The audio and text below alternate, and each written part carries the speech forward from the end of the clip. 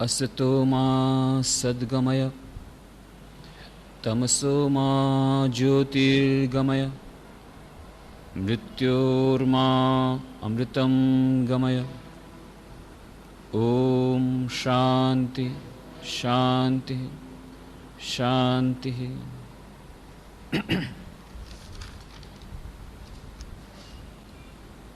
एकाग्रता અને ધ્યાન એ વિષય પર આપણે આ પહેલાં 44 ચર્ચાઓ કરી અને તેમાં આપણે જોયું કે એકાગ્રતા અને ધ્યાન આપણા દૈનંદિન જીવનમાં તેમજ આધ્યાત્મિક જીવન માટે કેટલા મહત્વપૂર્ણ છે।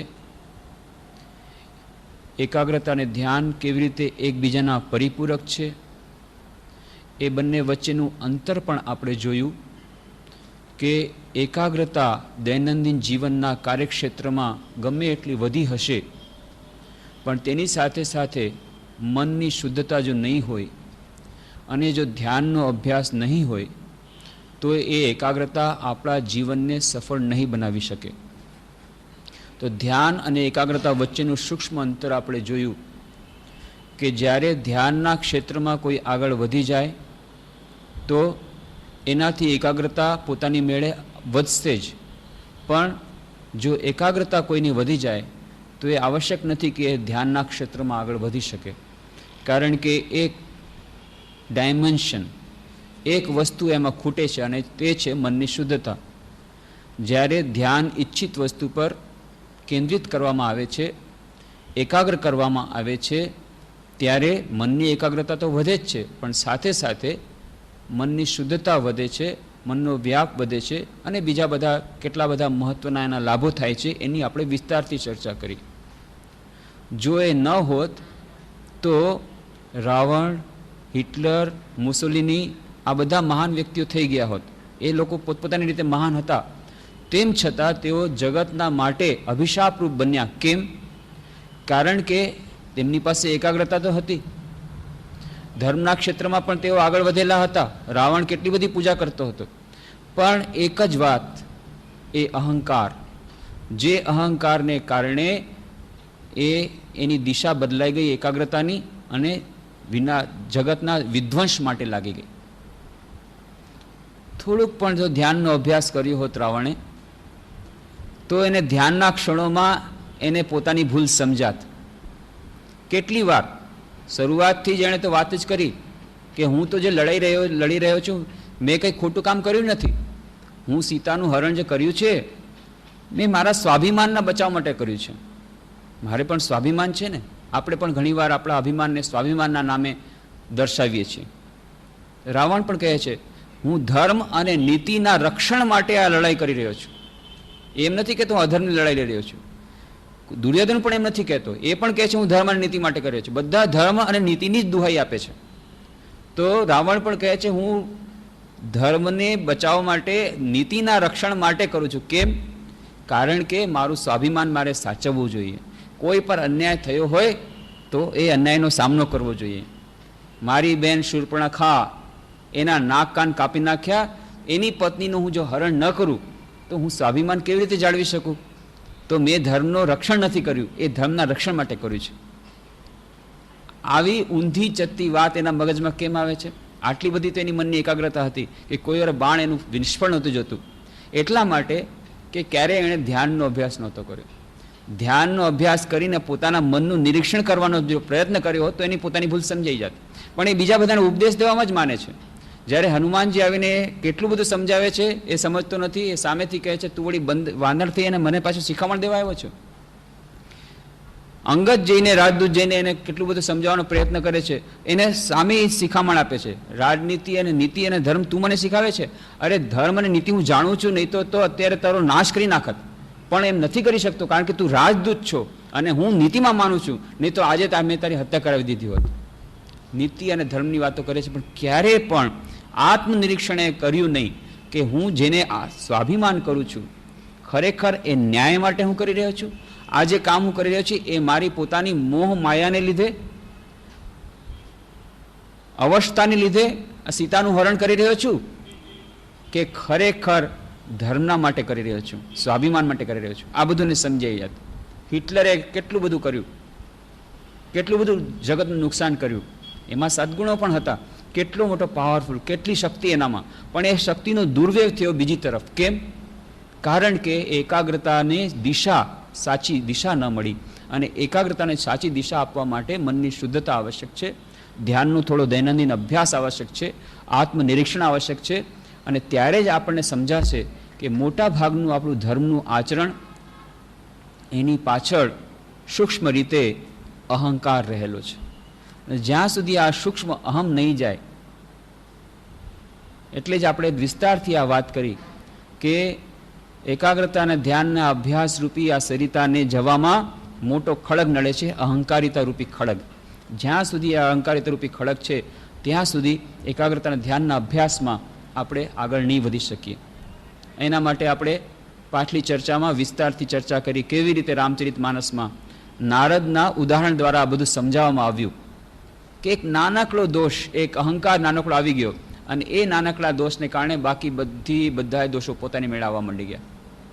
એટલે જ તુલસીદાસજી કહે છે કે દયા ધર્મ કા મૂલ હૈ, પાપ મૂલ અભિમાન.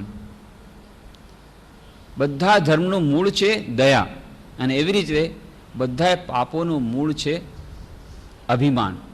જ્યાં અભિમાન આવ્યું, એક પછી એક બધા દોષ આવી જાય છે. આપણે નારદ મુનિના એ વાર્તામાં જોયું બધી રીતે કે બધું સરસ હતું, કેટલી સરસ સુંદર સમાધિ થઈ ગઈ હતી, કેટલી સરસ ભગવાનનું નામ લેવામાં આવતું, કેટલા ઉચ્ચ કોટીના એ સંત. જ્યાં થોડુંક અભિમાન આવ્યું કે આહા મારા જેવો કોઈ છે, મેં કામને હરાવી દીધો, અને હરાવ્યા પછી પણ ક્રોધ મને ના આવ્યો, આ જ્યાં અહંકારની થોડીક વૃત્તિ આવી, બસ એના પછી તો એક પછી એક. પહેલાં તો કામ દેવતા સ્વયં આવ્યા, એને ન હરાવી શક્યા, અને હવે પોતે વિશ્વ મોહિની જે ઈશ્વરની જ માયા, એના પર મોહિત થાય છે. પહેલાં તો કામ પર ક્રોધ નથી કરતા, હવે ખુદ ઈશ્વર પર ક્રોધિત થઈ જાય છે. એવો ક્રોધ આવે છે કે ઈશ્વરને જ ગાળો આપે છે, ઈશ્વરને જ અભિશાપ આપે છે. ઈર્ષા આવે છે શિવજી પર. બધી જાતના દુર્ગુણો એક પછી એક આવવા માંડી ગયા. કેમ? એક અભિમાન, એક જરાક અહંકાર, એ નાનકડો અહંકાર આવી ગયો. એટલા જ માટે કહે છે કે આધ્યાત્મિક જીવનનો અંત ક્યાં છે? અંત કેવી રીતે જાણવું કે આધ્યાત્મિક જીવનની એકદમ ક્લાઇમેક્સે પહોંચી ગયા, અંતિમ ચરણમાં પહોંચી ગયા? અહંકારનું ઓગળી જવું. સ્વામી વિવેકાનંદ બહુ સુંદરથી સમજાવે છે કે આ ચારેય યોગો છે, ચારેય યોગો છેવટે શું છે?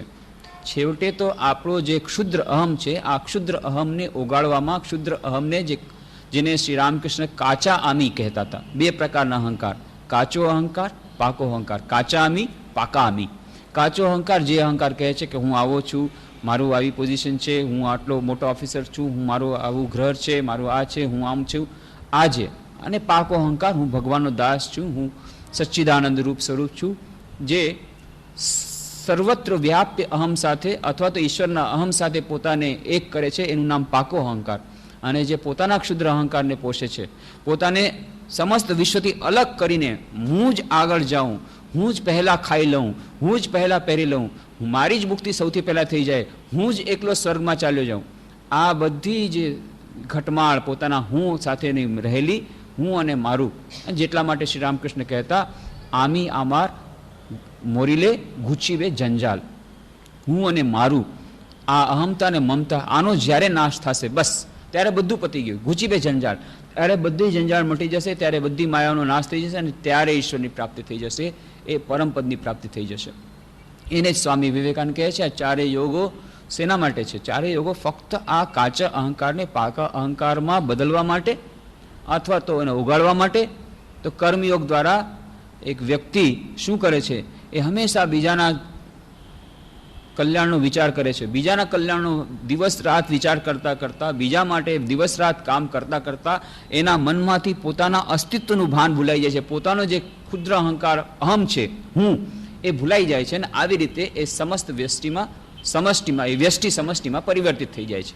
એ જે વ્યષ્ટિ અહમ એ સમષ્ટિ અહમમાં પરિવર્તિત થઈ જાય છે. કર્મયોગ, જ્ઞાનયોગ શું કરે છે?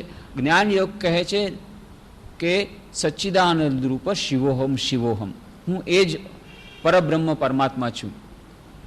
અને આ બધું આ કાંઈ હું નથી, આ શરીર નથી, મન નથી, બુદ્ધિ નથી, અહંકાર નથી, હું તે જ પરબ્રહ્મ પરમાત્મા. આને આવી રીતે એ પોતાના નાના અહમને વિરાટ અહમમાં વિલીન કરવાનો પ્રયત્ન કરે છે દિવસ રાત શ્રવણ મનન નિધિધ્યાસન દ્વારા. અને ભક્તિયોગ દિવસ રાત કહે છે, હે પ્રભુ નાહમ નાહમ તુહુ તુહુ, હું કાંઈ નથી પ્રભુ, તું જ છો, તારા માટે જેટલા કર્મ કરું પ્રભુ તારા માટે હું જીવું છું, તારાને તને સર્વસ્વ સમર્પિત. એ શરણાગતિ થઈ પોતાનું સર્વસ્વ નાના પોતાના જે કાચા અહંકારને ઈશ્વરના પાકા અહંકારમાં સમર્પિત કરી દેવાનો પ્રયત્ન કરે છે અને આવી રીતે પોતાના કાચા અહંકારથી દૂર જવાનો પ્રયત્ન કરે છે. અને રાજયોગમાં પોતાના મનમાં જે વૃત્તિઓ છે એ હુંકારની વૃત્તિને પણ સમસ્ત વૃત્તિઓને યોગાશ્ચિત્ત વૃત્તિ નિરોધ, યોગ એટલે શું છે? ચિત્તવૃત્તિ નિરોધ. એ હુંકારની જે વૃત્તિ છે એને પણ વિલીન કરી દઈ અને પછી એક કુંડલીની શક્તિ જાગૃત થઈ નિર્વિકલ્પ સમાધિમાં જાય. ક્યારે જાય? કે જ્યારે બધી વૃત્તિઓ નાશ પામે, હું અને મારું અને બધી વૃત્તિઓ જ્યારે નાશ પામે ત્યારે આ નિર્વિકલ્પ સમાધિ પ્રાપ્ત. આ ચારેય યોગોનો છેવટે તો અંતિમ ઉદ્દેશ્ય છે આપણા આ ક્ષુદ્ર અહંકારને ઓગાળવાનો. અને એટલા જ માટે આપણે જે વાત કરી હતી, સ્વામી વિવેકાનંદ કહે કે જ્યારે કોઈ તમારી ટીકા કરે, જ્યારે તમને કોઈ ક્રિટિસાઇઝ કરે, કે જ્યારે કોઈ તમને કન્ડેમ કરે, જ્યારે તમારી કોઈ નિંદા કરે, તમને ગાળો આપે, ત્યારે તમે એના કૃતજ્ઞ બનજો. એકદમ આશ્ચર્યજનક વાત લાગે પણ આ શબ્દો સ્વામી વિવેકાનંદ વાપરે છે. જ્યારે કોઈ તમને ગાળો આપે ત્યારે એને આશીર્વાદ આપજો. કેમ? Think how much good they are doing to you by obliterating your rascal ego. તેઓ તમારું કેટલું બધું ભલું કરી રહ્યા છે કે તમારા મનની અંદર, તમારી અંદર જે રાસ્કલ ઈગો, જે ક્ષુદ્ર અહંકાર છે એને ઓગાળવાનો પ્રયત્ન તમે તો કરી રહ્યા છો તમારી રીતે, પણ એમાં તમે બહુ ધીરે ધીરે આગળ વધી રહ્યા છો. કર્મયોગ, ભક્તિયોગ, રાજયોગ, આ જ્ઞાનયોગ, આ બધાનો ધીરે ધીરે કરીને તમારે ધીરે ધીરે આ ક્ષુદ્ર અહંકારને ઓગાળવાનો પ્રયત્ન કરો છો. સામેવાળી વ્યક્તિ તમારા અહંકાર પર ઘા કરીને જલ્દીથી તમને આ આગળ વધારી રહ્યો છે, તો એના તમે ઉપકારી બનો, એને કૃતજ્ઞ બનો, એને ધન્યવાદ આપો, એનો આભાર માનો, એને આશીર્વાદ આપો કે તમારા ક્ષુદ્ર અહંકારને ઓગાળવા માટે તમને ખૂબ મદદરૂપ બની રહ્યા છે. સાંભળવું બહુ સારું લાગે છે, વાંચવું સારું લાગે છે, પણ પ્રેક્ટિસ કરવું બહુ કઠિન. જરાક પણ કોઈ નાનકડી વાત કહી દે તો એકદમ 2 શબ્દ પણ કહી દે એમ લાગે છે કે આના કરતાં બંદૂકની ગોળી ખાવી સારી, ધનુષ્ય બાણથી તીર ખાવા સારા. પણ આ શબ્દોનો વેધક બાણ એ આપણે સહન કરી શકતા નથી. પણ આ વાતને જ્યારે યાદ રાખીએ, આ ચોટ ક્યાં થાય છે? આપણા અહંકાર ઉપર થાય છે. અને આ અહંકાર જ્યાં સુધી ઓગળ્યો નથી ત્યારે આપણે લાખો કરોડો વર્ષો સુધી તપસ્યા કરી, લાખો કરોડો વર્ષો સુધી આપણે ધ્યાન કરીએ, લાખો કરોડો વર્ષો સુધી આપણે જ્ઞાનની ચર્ચા કરીએ, અંતમાં જ્યાં સુધી આ ક્ષુદ્ર અહંકાર ગયો નથી ત્યાં સુધી આધ્યાત્મિક સાધનામાં એક ડગલું આપણે નહીં આગળ વધી શકીએ. અને એટલા માટે આ ક્ષુદ્ર અહંકારને એક દિવસે તો મારવો જ પડશે. આ જ ટેસ્ટ છે. કોઈ આપણને કહે કે તરત જ આપણને રિએક્શન થઈ જાય છે.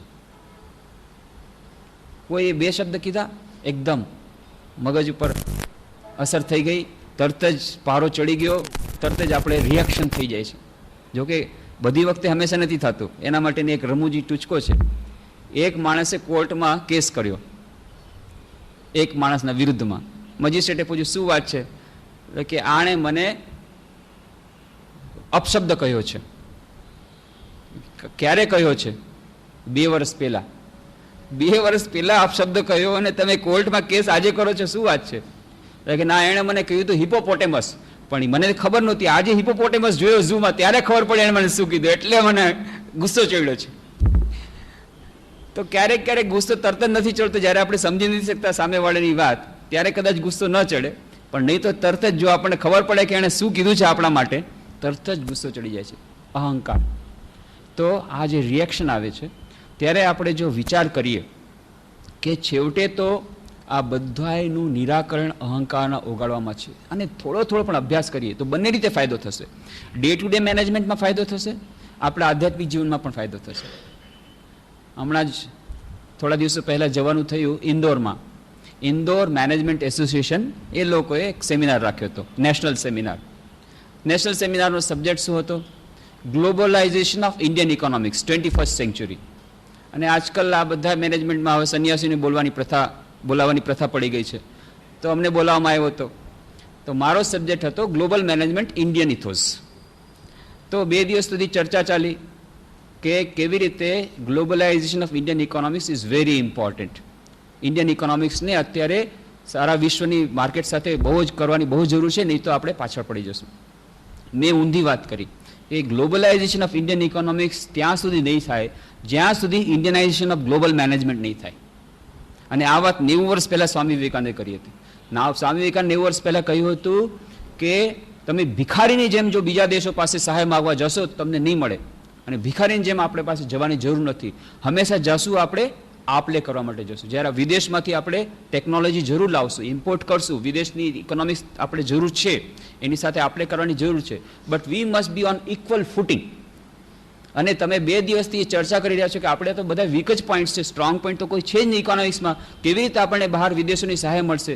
વિદેશોમાં આપણું નામ સાવ ખરાબ થઈ ગયું છે ભારતનું. આપણો સ્ટ્રોંગ પોઈન્ટ છે, અને આપણો સ્ટ્રોંગ પોઈન્ટ છે આપણું ભારતીય દર્શન, ઇન્ડિયન ઇથોઝ. આપણી પાસે એવું દર્શન છે, આપણી પાસે જીવનની એવી કળા છે, આપણી પાસે સોફ્ટવેર મેનેજમેન્ટ એવું સરસ છે. હાર્ડવેર મેનેજમેન્ટ આપણી પાસે ભલે નહીં હોય, ટેકનોલોજી આપણી પાસે નહીં હોય, પણ સોફ્ટવેર મેનેજમેન્ટ જેને કહે છે, પર્સનલ મેનેજમેન્ટ કહે છે, કે જેમાં માણસની સાથેના સંબંધો કેવી રીતે, માનવીય સંબંધોનું કેવી રીતે મેનેજમેન્ટ કરવું, જ્યાં સુધી એની વાત છે ઇન્ડિયન ઇથોઝ. એના સિવાય અત્યારે આખા વિશ્વમાં કોઈ ટકી નહીં શકે. અમેરિકન મેનેજમેન્ટ પણ ફેલ થઈ રહ્યું છે, જાપાનીઝ મેનેજમેન્ટ પણ ફેલ થઈ રહ્યું છે, અને બધાએ અત્યારે ઇન્ડિયન ઇથોઝ તરફ આવી રહ્યા છે. એટલે જો તમે ઇન્ડિયન ઇથોઝ એ લોકોને આપીને, પોતાનું સોફ્ટવેર મેનેજમેન્ટ આપીને એના બદલામાં ત્યાંથી હાર્ડવેર મેનેજમેન્ટ લાવશો તો જ તમારી વાત સાંભળશે. ઇક્વલ ફૂટિંગ ઉપર આપણે ભિખારીની જેમ ગ્લોબલાઇઝેશન ઓફ ઇન્ડિયન ઇકોનોમિક્સ નથી કરવાનું. તો આવી બધી વાતો થઈ. પછી ત્યાં તો MBAના ઘણા બધા સ્ટુડન્ટ્સ હતા, બહુ બ્રિલિયન્ટ સ્ટુડન્ટ્સ. એ લોકો પ્રશ્નોત્તરી કરી, પ્રશ્નો પણ ખૂબ જોરદાર. એમાં એક પ્રશ્ન એવો હતો, what is your reply according to Indian ethos regarding conflict management? Conflict management એક જાતની મેનેજમેન્ટ છે, કે એના માટે તમારો શું જવાબ? મેં કીધું અમારે ત્યાં તો કોન્ફ્લિક્ટ મેનેજમેન્ટ તો ઇન્ડિયન ઇથોઝમાં બહુ જ સુંદર જવાબ છે. All conflicts arising are out of ego. Don't have ego, no conflict. That is the best conflict management. Conflict ક્યાંથી થાય છે? જે અરસપરસ સંઘર્ષ ક્યારે થાય છે? અરસપરસ સંઘર્ષ માણસને માણસની વચ્ચે થાય છે, મેનેજમેન્ટ અને લેબર વચ્ચે થાય છે, મેનેજર અને સબોર્ડિનેટ વચ્ચે થાય છે, એક ઓફિસર અને બીજા ઓફિસર વચ્ચે થાય છે, ઓફિસરો અને કાર્યકરો વચ્ચે થાય છે, જે મજદૂરો વચ્ચે થાય છે, અથવા તો ટોપ મેનેજમેન્ટ અને લોઅર મેનેજમેન્ટ વચ્ચે થાય છે, અથવા તો ગમે તેની કોન્ફ્લિક્ટ તમે મેનેજમેન્ટ કરો, ફક્ત ઇન્ડસ્ટ્રીઝમાં જ નહીં, બિઝનેસમાં જ નહીં, ઘરમાં પણ કોન્ફ્લિક્ટ થાય છે, સાસુ બહુ વચ્ચે કોન્ફ્લિક્ટ થાય છે, પતિ પત્ની વચ્ચે થાય છે, ભાઈ બહેન વચ્ચે થાય છે. આ જેટલી બધી કોન્ફ્લિક્ટ, એ જેટલું સંઘર્ષ થાય છે, એ સંઘર્ષ કોના કોના વચ્ચે છે? એક અહંકાર અને બીજા અહંકાર વચ્ચેનો સંઘર્ષ છે. સાસુનો અહંકાર વહુના અહંકાર સાથે જે ટકરાય છે ત્યારે સંઘર્ષ થાય છે. પતિ અને પત્ની વચ્ચેનો અહંકાર, પતિ કે છે તારે મારી પાસે રહેવું હોય તો ઠીક છે, બરાબર, પણ આ પ્રમાણે તારે રહેવું પડશે. Number 1, 2, 3, 4, this is the list. If you can stay like this, stay, otherwise you go back to your house. ચોખ્ખી ચટવા જાય. કેટલા બધા કેસીસ બની રહ્યા છે. Most of the divorce cases, એમાંથી થોડાક કેસીસ તો હશે કદાચ divorce due to dowry etcetera. એમાંથી મોડર્ન જેટલા ડાયવોર્સ કેસીસ છે, including those who have done love marriage, 5 વર્ષ સુધી લવ મેરેજ કરીને પાછા ડાયવોર્સ કરે. શું કરવા? 1, 2, 3, 4 point. This is how you have to behave. Chart આખું પ્લાન બનાવેલું છે. You have to follow like this, otherwise go back to your house. Conflict marriage. આ કે છે હું જેમ કહું એમ કરો થશે, આ કે છે હું જેમ કહું એમ થશે. પતિ પત્ની વચ્ચે ઝઘડો, સાસુઓ વચ્ચે ઝઘડો. સાસુ કે છે હું આ ઘરની માલકીન છું, તું વળી નવે આવી છે ને કાલથી તું શાસન કરવા માંડી ગઈ. કોન્ફ્લિક્ટ. બહુ સુંદર રમૂજ ટૂચકો છે. સાસુજી ધર્મ કથા સાંભળવા ગયા હતા, પાછા આવી રહ્યા હતા, અને ત્યાં જોયું કે એક સાધુ બાબા આવી રહ્યા છે ઘરમાંથી. ઘર સુધી નજીક પહોંચી ગયા છે, અને ત્યાં સાધુ બાબા નીકળી રહ્યા છે ઘરમાંથી. કે કેમ સાધુ બાબા, શું થઈ ગયું? તો કે હું ગયો તો ત્યાં ઘરે, શું કહેવાય, ભિક્ષા મળી નહીં કાંઈ, તમારા વહુમાં આવ્યા છે પણ જરાય ધાર્મિક નથી લાગતા, મેં ભિક્ષા યાચના કરી પણ એને આપી નહીં. હે, એણે તમને ના પાડી ભિક્ષા આપવાની? એ ના પાડી વાળી કોણ? હાલો હાલો ચલો, લઈ ગયા પાછા લઈ જઈ, અને પછી કે છે એ તેને ભિક્ષા પણ ના પાડી, તું આ ઘરની માલકીન છો, તને ના કહેવાનો શું અધિકાર છે? એની સામે ખૂબ વૈઢા બહુને. અને પછી કે જુઓ, આ ઘરની માલકીન હું છું, માલકીન હિસાબે હવે હું તમને કહું છું, તમને આ ઘરમાં ભિક્ષા નહીં મળે, હવે જાઓ તમે. એ કરવા ના કરવા વાળી કોઈ નથી, ના કરવા વાળી હું છું, એટલે હું તમને ના પાડું છું, હવે જાઓ તમે. તો અહંકાર, ego conflict, all conflict raising out of ego. એ અહંકાર એ દૈનંદિન જીવનમાં પણ એ જ, આધ્યાત્મિક જીવનમાં પણ ક્ષેત્રમાં પણ એ જ અહંકાર આપણને નડે છે. અહંકાર અને અહંકારિતા વચ્ચેનો ભેદ આપણે સમજી લેવા. આની પહેલાં પણ આપણે પાછલી વખતે ચર્ચા કરી હતી. ગીતામાં ઘણી જગ્યાએ અહંકારનો શબ્દ આપવામાં આવે છે. તો અહંકારનો શબ્દ આપવામાં આવ્યો પહેલાં તો ગીતાના 16મા અધ્યાયમાં એ કહેવામાં આવ્યું કે આસુરી સંપદ, અહંકારમ બલમ દર્પમ. આ બધી આસુરી સંપદમાંથી અહંકાર, આ અહંકારની જ્યારે વાત કરી છે એનું નામ છે અહંકારિતા. પછી ગીતાના 18મા અધ્યાયમાં પણ કીધું યદ અહંકારમ આશ્રિત્ય કામમ ક્રોધમ ચ સંશ્રિત.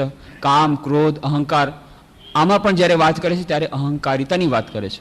પણ જ્યારે 7મા અધ્યાયમાં કહે છે અહંકારમ ઇતિયમે ભિન્ના પ્રકૃતિ રષ્ટધા, અષ્ટ પ્રકૃતિમાંનું એક છે અહંકાર, ત્યારે એ સાદા સીધા અહંકારની વાત છે, અહંકારિતાની વાત નથી. એવી જ રીતે ગીતાના 13મા અધ્યાયમાં 5મા અધ્યાયમાં કહે છે મહાભૂતાન અહંકારો, 13મા અધ્યાયમાં કહે છે કે આ જે ક્ષેત્ર વચ્ચે ક્ષેત્રની જ્યારે વાત ચાલી તો ક્ષેત્રમાં શું શું આવે છે? મહાભૂત, પંચ મહાભૂત, અહંકાર, આ બધું ક્ષેત્રમાં આવે છે. તો આ જે અહંકાર છે એ તો વ્યક્તિત્વનું એક મૂળ પાસું છે, એનું સબસ્ટ્રેટન છે, એનું ફાઉન્ડેશન છે. એ અહંકારમાં કંઈ વાંધો નથી. એ અહંકાર તો જેટલો પુષ્ટ થશે, જેટલો મેચ્યોર થશે, એટલી આપણું વ્યક્તિત્વ ખીલશે. કારણ કે આપણને સંસારથી જુદા કરવાવાળો કોણ છે? અહંકાર. આપણા સંસારમાં જેટલી પ્રકારની પ્રવૃત્તિઓ કરાવનાર કોણ છે? અહંકાર. આપણે કોઈ પણ ક્ષેત્રમાં આગળ વધવા માટે આપણને મોટિવેટિંગ ફોર્સ કે આગળ વધવા માટેનું જે પ્રેરણા આપે છે કોણ? આપણો અહંકાર. કહે છે કે ના, હું આગળ વધું, હું પણ મહાન બનું, હું પણ વધારે પૈસા કમાઉં, હું પણ આવી રીતે સારામાં સારું બનું, હું સારામાં સારું એફિશિયન્ટ બનું, હું સારામાં સારું કાર્યદક્ષ બનું. અને સાથે સાથે આધ્યાત્મિક ક્ષેત્રમાં પણ મારું ધ્યાન પણ સારું બને, હું પૂજા પાઠ વધારે કરું, હું મારો આધ્યાત્મિક સાધક વધારે બનું. દરેક ક્ષેત્રમાં આગળ વધવા માટેની પ્રેરણા આપે છે આપણો નિજનો અહંકાર. અને એ જ આપણા વ્યક્તિત્વને વ્યક્તિત્વ આપે છે. નાનકડું બાળક જ્યારે જન્મ લે છે ત્યારે એનામાં આ અહંકારની માત્રા નથી હોતી અને પોતાના વિશ્વ સાથે પોતાનું તાદાત્મ્ય સ્થાપી નથી શકતો. પોતાના માતામાં જ પોતાના વ્યક્તિત્વને જુએ છે. ધીરે ધીરે એનું પોતાનું વ્યક્તિત્વ આગવું જ જાય છે. નહીં, હું અલગ છું, માતાથી અલગ છું, પિતાથી અલગ છું, ભાઈથી અલગ છું, બેનથી અલગ છું, આ વસ્તુથી અલગ છું. ક્યારેક પોતાના રમકડાને જ પોતાને માને છે, પણ ધીરે ધીરે બધાથી વેગળા કરી પોતાનું ઓરિજિનલ વ્યક્તિત્વ એ કરે છે. તો ઓરિજિનલ વ્યક્તિત્વ તો હોવું જોઈએ. You must be refreshingly different from the whole world. આ તો આપણું આદર્શ છે જ, આપણો આદર્શ છે જ કે ઝીરોક્સ કાપી આપણે બનવું નથી. અને દરેક વ્યક્તિએ પોતાનું આગવું વ્યક્તિત્વ રાખવું છે. અને આગવા વ્યક્તિત્વ માટે પોતપોતાની દરેક પાસે પોતપોતાનું કૌશલ્ય છે, પોતપોતાની વિશેષતાઓ છે, એને ઓપ આપવો છે. અને એ ઓપ આપવા માટે એનું જે મૂળભૂત સ્વરૂપ જે અહંકાર એ એને મદદરૂપ છે. અહંકાર પોતાનામાં ખરાબ નથી. આ અહંકારના બેસિસ ઉપર જ આપણે આગળ વધી શકીએ છીએ. પણ અહંકારિતા ખરાબ છે. Ego is not bad, egotism is bad. અહંકારિતા ખરાબ છે. અહંકાર અને અહંકારિતામાં આ જ અંતર છે. જ્યારે હું મારા અહંકારને ફક્ત બીજા બધા વિશ્વના અહમ સાથે અલગ, વિશ્વના અહમથી અલગ કરીને ફક્ત પોતાના જ અહમને પુષ્ટ કરવા માટે લાગી જાઉં અને એના માટે થઈને નેગેટિવ થિંકિંગ શરૂ કરી દઉં. કે જેમ કે મારે આગળ વધવાના બે ઉપાય છે. એક ઉપાય એ છે, બ્લેકબોર્ડ ઉપર લાઈન બતાવવામાં આવી ગઈ કે આ લાઈનને અડ્યા વગર તમે આને નાની કરી દો. તો જે બુદ્ધિમાન છોકરો હતો, વિદ્યાર્થી હતો, એણે શું કર્યું? એની સામે એક બીજી લાઈન દોરી દીધી. એ લાંબી હતી, તો એને અડ્યા વગર એ લાઈન નાની થઈ ગઈ. તો કેટલાક લોકો આવા બુદ્ધિમાન હોય છે. એ કહે છે હું તો આગળ નહીં વધી શકું, હવે મારે આ દોડવાની ગતિ આટલી જ છે, આટલા માઇલ દોડી શકું છું, તો શું કરું? આનાથી આગળ તો હું વધી નહીં શકું, એટલે એને પગમાં હું ઝટકો મારું એટલે એ પડી જાય એટલે મારાથી પાછળ રહી જશે. હું જ્યારે આગળ નથી વધી શકતો ત્યારે સામેવાળાની પગને ખેંચીને જો લેગ પુલી કરી દઉં, એ જો પાછળ પડી જાય તો હું આગળ વધી જઈશ. તો આગળ વધવાના બે ઉપાય છે. એક, પોતે આગળ વધવું સારી રીતે, પોઝિટિવ થિંકિંગ દ્વારા, પોઝિટિવ મેથડ દ્વારા. બીજું છે બીજાને પાછું પછાડી અને પોતે આગળ વધવું. આ અહંકારિતા આવું કરે છે, ઈર્ષા એનામાં આવે છે, અને ત્યારે વિચાર કરે છે ઠીક છે હવે હું આગળ નથી જતો તો બીજાને હું પછાડી દઉં. તો આવી રીતે અહંકારિતા એ નેગેટિવ ડાયરેક્શન તરફ જાય છે. અહંકાર જ્યાં સુધી બરાબર છે, તમે આગળ વધો, રિફ્રેશિંગલી ડિફરન્ટ થાવ, પોતાના વ્યક્તિત્વને જાળવો, એ વ્યક્તિત્વ ધીરે ધીરે ધીરે વિરાટ થતું થતું જે વિશાળ જે વિશ્વના વ્યક્તિત્વ સાથે એક થઈ જાય, એનાથી વેગળું થઈને નહીં, તો પછી એ વ્યક્તિત્વ આપણને એ જે આપણો ઈગો, એ અહંકાર, એ આપણને આધ્યાત્મિક દિશામાં આગળ વધારશે. પણ જો એને અહંકારિતા તરફ જશે, ઇગોટિઝમ તરફ જશે, તો પછી એ આપણને નીચે પછાડશે, આધ્યાત્મિક નીચે પછાડશે. એકાગ્રતા અને ધ્યાનના અભ્યાસમાં આપણે આગળ નહીં વધી શકીએ, કે એકાગ્રતા અને ધ્યાનના અભ્યાસમાં સૌથી મોટું બાધક તત્વ એ અહંકારિતા. આપણે ધ્યાનમાં બેસશું, તરત જ વિચાર આવશે ફલાણી વ્યક્તિ કેમ આપણાથી આગળ વધી ગઈ, ફલાણી વ્યક્તિ કેમ આમ કર્યું, હું કેમ પાછળ રહી ગયો. આ જે બધી ઈર્ષ્યા, લોભ, મોહ, અહંકાર, અહંકારથી જ આ બધા પુષ્ટ થાય છે. કામ, ક્રોધ, લોભ, મોહ, આ જેટલી મનની અશુદ્ધિ. અને જ્યાં સુધી આપણે વાત કરી કે C is directly proportional to P, where C is equal to concentration of mind and P is the purity of mind, જ્યાં સુધી મન શુદ્ધ નહીં થાય ત્યાં સુધી એકાગ્રતા નહીં વધે. અને મનની શુદ્ધતા માટે આ કામ, ક્રોધ, લોભ, મોહ, અહંકાર આ દૂર થવા જોઈએ. ને આ બધાને પુષ્ટ કરવાવાળું છે એ અહંકાર તત્વ. તો એમાંથી જ્યાં સુધી આપણે નહીં થઈએ ત્યાં સુધી આપણે આગળ નહીં વધી શકીએ. અને એટલા જ માટે આધ્યાત્મિક સાધનામાં ગુરુનું આટલું મહત્ત્વ આપ્યું છે, અને ગુરુની પાસે જવાનું આટલું મહત્ત્વ આપ્યું છે. લોકો ગુરુ પાસે એટલા જ માટે નથી જતા. કેટલા લોકો કહે છે ગુરુ પાસે જવાની શું જરૂર છે, ગુરુની શું આવશ્યકતા છે. સ્વામી બ્રહ્માનંદજી મહારાજ કહેતા, બહુ સરસ રીતે ઉદાહરણ આપતા, કે આજકાલ તો પોકેટ મારોના પણ ગુરુ હોય છે. તમને બધી વાતો માટે ગુરુ જોઈએ છે, બધી વાતો માટે ગુરુની આવશ્યકતા હોય છે. અને આધ્યાત્મિક ક્ષેત્ર, ધ્યાન અને એકાગ્રતાનું ક્ષેત્ર એટલું બધું સરળ છે કે એમાં કોઈ ગુરુની આવશ્યકતા નથી. ફક્ત ચોપડી વાંચીને થઈ જશે. આપણે એવી ભૂલ ધરામાં રહીએ છીએ. શ્રી રામકૃષ્ણના શિષ્ય હતા ગિરીશચંદ્ર ઘોષ. તો ક્યારેક ક્યારેક એ પાછલા જીવનમાં એ પોતાના રિટાયર્ડ જીવનમાં થોડુંક હોમિયોપેથી પણ એમ જાણતા હતા, હોમિયોપેથી દવા પણ આપતા હતા. તો એક દિવસે એમના શિષ્યો બેઠા હતા ને એ દવા આપી રહ્યા હતા. દવા આપતા આપતા ત્યાં સુધી એક માણસ આવ્યો, અને એ માણસ આવીને ગિરીશચંદ્ર ઘોષને કહે છે, પોતાની વિતક કથા કહી, આવી રીતે હું બસમાં આવી રહ્યો હતો અને આવી રીતે મારું પોકેટ ચોરાઈ ગયું અને એમાં કેટલા બધા પૈસા હતા અને આમને તેમને રડવા માંડી ગયો. ત્યારે ગિરીશચંદ્ર ઘોષની બાજુમાં જ એક વ્યક્તિ હજી બેઠેલી હતી. એ ક્યારેક ક્યારેક ગિરીશચંદ્ર ઘોષ પાસે આવે, જરા ગપશપ કરવા આવે, એનો જૂનો મિત્ર હતો. તેણે કીધું, ક્યાં ખોવાઈ ગયું તું, કઈ જગ્યાએ, બધું પૂછે છે. ભાઈ તમને શું મતલબ, કાંઈ વાંધો નહીં, મળી જશે કાલે. અરે આટલું બધું કોન્ફિડન્ટલી કહે છે કે કાલે મળી જશે, અને ઠીક બીજે દિવસે મળી ગયું. કેમ? કારણ કે એ ગુરુ હતો, બધા ઉસ્તાદોનો ઉસ્તાદ હતો, પોકેટમારોનો ઉસ્તાદ. એણે બધા પોકેટમારોને શિક્ષણ આપ્યું હતું, એટલે એને બધી ખબર કે આ પોકેટમાર કયા એરિયામાં કામ કરે છે, એના ક્યાં ચલાવો. તો બીજે દિવસે મળી. તો પોકેટમારોના પણ ગુરુ હોય છે. તો પોકેટમારી માટે પણ ગુરુ જોઈએ, સંગીત માટે ગુરુ જોઈએ, ઇંગ્લિશ ઇમ્પ્રુવમેન્ટ માટે ગુરુ જોઈએ, લેંગ્વેજ શીખવા માટે ગુરુ જોઈએ, અને મેથમેટિક્સ, ફિઝિક્સ, કેમિસ્ટ્રી એ બધા માટે તો ગુરુ જોઈએ જ. એના માટે તો કોચિંગ ક્લાસ હોય, પાછા પ્રાઇવેટ ટ્યુશન પણ હોય, કેટલા બધા ટ્યુશન જોઈએ, એ બધું જોઈએ. પણ આધ્યાત્મિક જીવન માટે આપણે સમજીએ તો સાવ સાધારણ છે, તો આપણે ચોપડી વાંચીને કરી લેશું બસ. એમાં વળી ગુરુની શું આવશ્યકતા છે? એ કેમ આપણે ગુરુ બનાવવા નથી માગતા, એની પાછળનું સાયકોલોજીકલ રીઝન આ છે, એની પાછળનું મનોવૈજ્ઞાનિક કારણ આ છે કે આપણે પોતાના અહંકારને વિસર્જિત કરવા નથી માગતા. અને એટલા જ માટે આપણા શાસ્ત્રમાં કહ્યું કે ગુરુ કરવું બહુ આવશ્યક છે. કેમ? જ્યાં સુધી સમિત પાણી કરીને તમે પોતાના અહંકારને સરેન્ડર નહીં કરો, ભલે ગુરુને તમે ગોતવા માટે સમય લગાડો, ગુરુની તમે પરીક્ષા કરો, જ્યારે તમને બરાબર મનમાં થાય કે ના અમારે ગુરુ બનવા લાયક છે, એવી જ વ્યક્તિને તમે ચૂઝ કરો, એ અલગ વાત છે. પણ જ્યાં સુધી તમે ગુરુને ચૂઝ કરી અને ગુરુની પાસે તમારું પોતાનું અર્પણ નથી કરતા, પોતાનું શિર નથી ઝુકાવતા, જ્યાં સુધી તમે નીચા લેવલ પર નથી રહેતા, પોતાના અહંકારને થોડુંક નીચે નથી દબાવતા, ત્યાં સુધી આધ્યાત્મિકતા આવવી અશક્ય છે. કારણ કે આધ્યાત્મિકતાની પહેલી નિશાની એ છે કે તમે એ જ્ઞાનને આધ્યાત્મિક જ્ઞાનને ગ્રહણ કરવાને ઉપયુક્ત બનો, પહેલી નિશાની. અને એ ગ્રહણ કરવાને ઉપયુક્ત ક્યારે બની શકાય? જેમ આપણે વાત કરી હતી પેલા બુદ્ધિસ્ટ મોંકની, એ બૌદ્ધ ભિક્ષુ, એની પાસે પેલા યુવક જાય છે, કહે છે કે મને જ્ઞાન આપો. એણે જોયું આનામાં અભિમાન અત્યારે ભરેલું છે, છલોછલ ભરેલું છે, એટલે કહે છે તું મને પહેલાં એક કપ ચા આપ.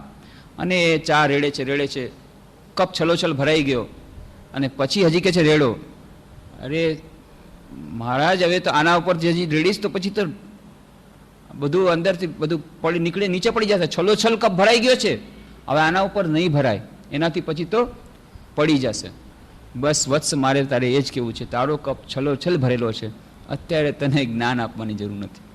તારામાં એટલો અહંકાર છે અત્યારે, જ્યાં સુધી અહંકારથી આપણું મન ભરેલું છે ત્યાં સુધી જ્ઞાન આવવાની શક્યતા નથી. તો ગુરુ પાસે જવાની જે વાત કરી કે એમાં જ્યાં સુધી તમે નીચે લેવલ નથી રહેતા, હાયર લેવલથી નીચે લેવલમાં ટ્રાન્સફર થાય વોટર, એવી જ રીતે આધ્યાત્મિક જ્ઞાન પણ જ્યાં સુધી આપણે સ્વીકાર નથી કરતા કે ભાઈ હા, મારે ઇંગ્લિશ શીખવું હોય તો મારે માનવું પડશે કે જેની પાસે હું ઇંગ્લિશ શીખવા જાઉં છું એને મારા કરતાં ઇંગ્લિશ વધારે આવડે છે.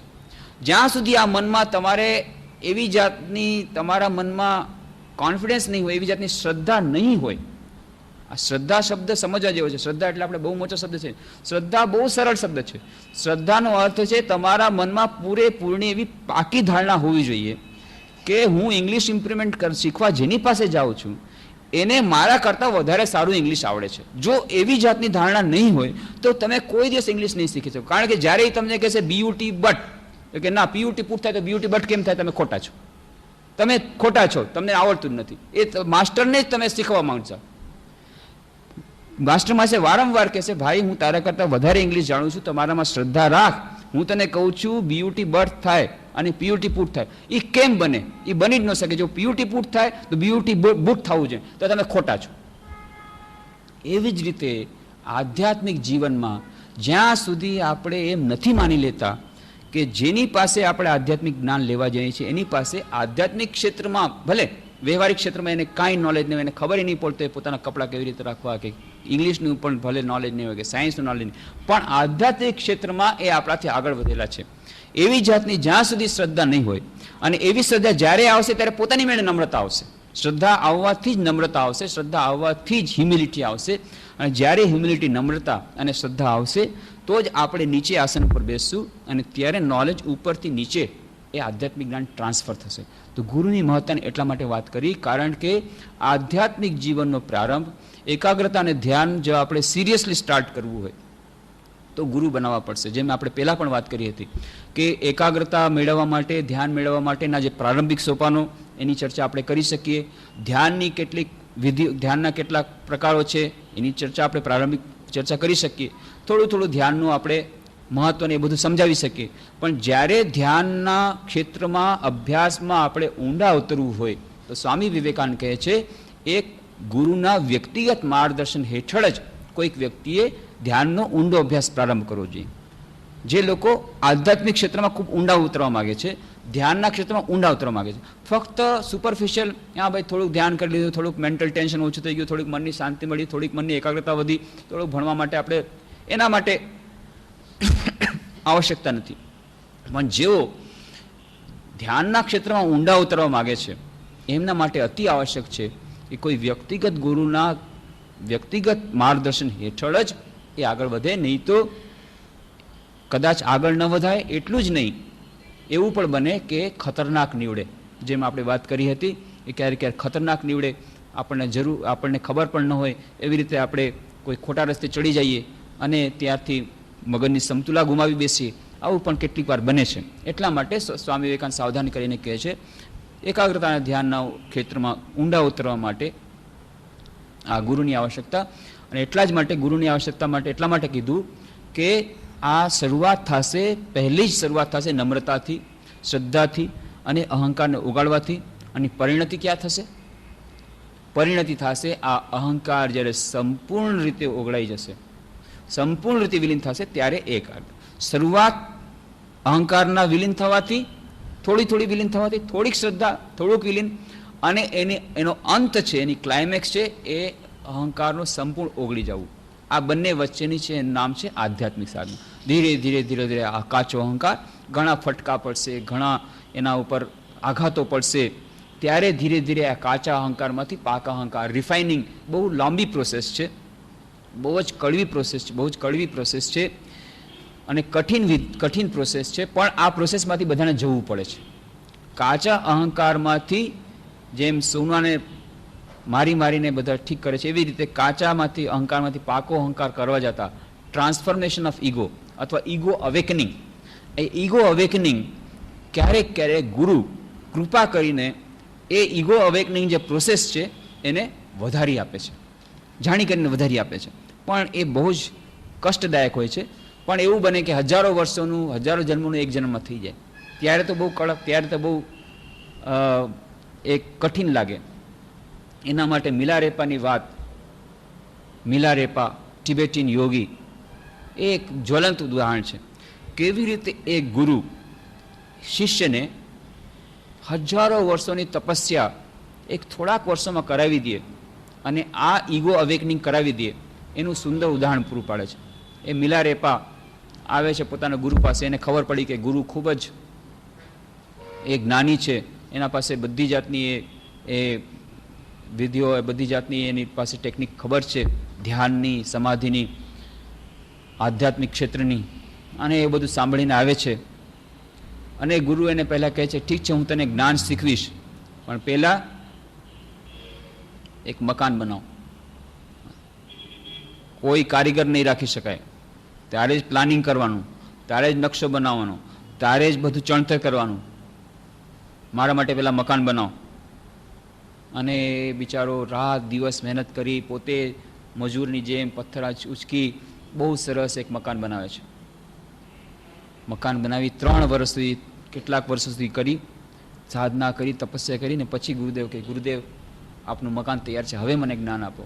પહેલાં હું જોઉં કેવું મકાન બન્યું છે. પછી આવે છે, જુએ છે, હા આ મકાન છે, અહીંયા આમ રૂમ રખાય, આમ રખાય, કાંઈ તને ગતાગમ નથી, હક તોડ, આજે ને આજે તોડે ને. અને એની હાથેથી તોડાવે છે મકાન. એ જે 3 વર્ષથી આટલા વર્ષની મહેનતનું એની મકાન તોડાવે છે. બીજું કર, બીજું તૈયાર કર. અને આખો દિવસ એને રાત એને પરિશ્રમ કરવાનું, એને કંઈક ખાવાનું બિલકુલ નહીં આપવાનું. એની પત્નીને કહી દીધું બિલકુલ ખાવાનું નહીં આપવાનું, બસ ફક્ત કામ કરશે, કામ કરશે અને કામ કરશે. પણ પત્ની બિચારી બહુ જ દયાળુ હતી, એને બહુ દયા આવતી. રાતના ઓલો ગુરુ સૂઈ જાય ત્યારે એની પત્ની ચૂપચાપ એને ખવડાવી દે, એને સૂવાની વ્યવસ્થા કરી દે. જ્યારે એને ખબર પડે શું ખાધું તું કાલે, કેમ આટલું ખાવા આપ્યું, એના માટે પણ એને વઢે.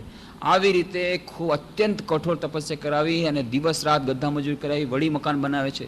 વળી કહે છે આ મકાન બરાબર નથી, તોડ.